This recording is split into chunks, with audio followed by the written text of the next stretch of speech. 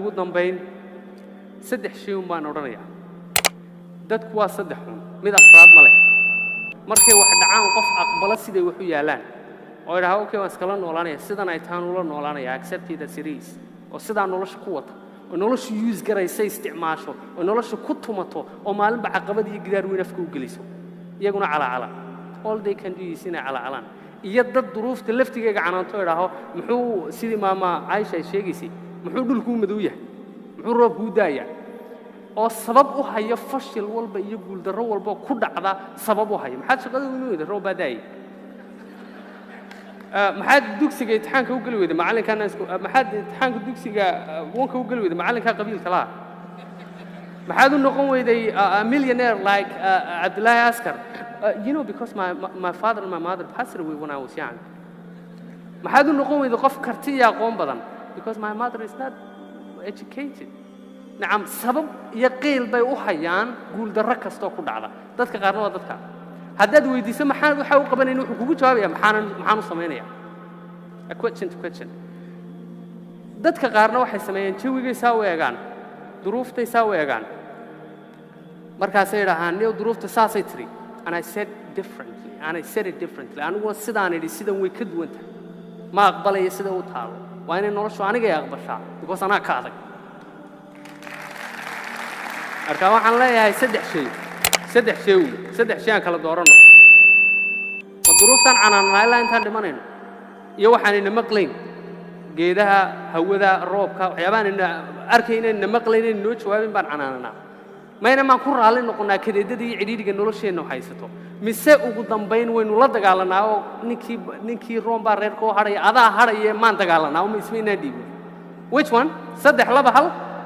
saddex Soomaa okay hal shay ii markaan ka baxay meesha waxaan tirin doonaa caqabadaha aniga igu dhacay adigana aan filayo inay kugu dhaceen ama qaar naga mid ilaa hadda ay ku jiraan sidaan kaga bixi karno ayaa inaan isdhiibine isma dhiibayo una adu idhaana wax tirine inta ma diga filaan ya ma diga filaan ha sameeya okay marka qofka aad ugu jeclayd nolosha uu dhinto yaadu aad tahay qofka kaliya ka haray qofka inaad nolosha sii wadato waad kartaaye hee maxaa sababaya isma dhiibaya marka qofka jeclayd uu ka dhinto si aad nolosha u sii wadato waad kartaaye maxaad sameeyay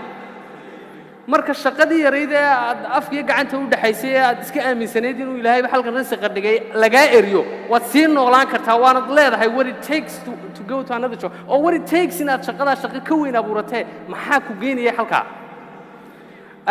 marka dadku ka soo wada horjeestaan ay ku yiraahdaan waxaanad ka waramaysaa ma suuragal waxaad la shaawiraysaa cid kale ay dadku u haystaan riyooyinkaaga iyo waxyaabaha aad ku hamiyeyso waxaan suuragal ahayn waad kartaa sidii milyaneerkeen oo kale maxaa halka ku geenaya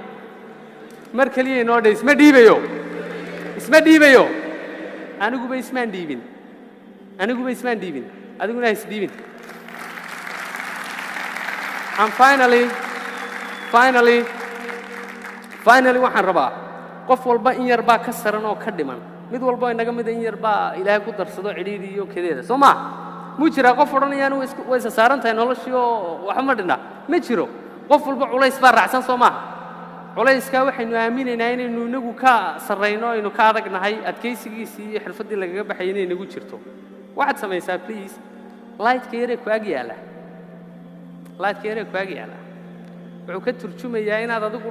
dhexdaada iyo gudahaaga light ka shido si aad u aragto kartiyaha iyo awoodaha badan ee Ilaahay dhexdaada dhigtay ee uu ku yiri noloshan yar kaga aad ku maareen noloshaada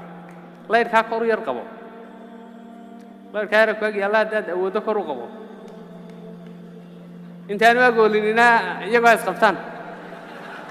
adiga gacantaada kala qabo adoo light-ka yar hayo waxa tiraahdaa anu isma dhiibayo aniga daba dhahay isma dhiibayo ana nolosha ka adag ma quusanayo Ilaahay bay ila jira waan haystaa waddan ku noolaanay ana ka adag caqabadaha ima maamulayaan thank you so much I love you so much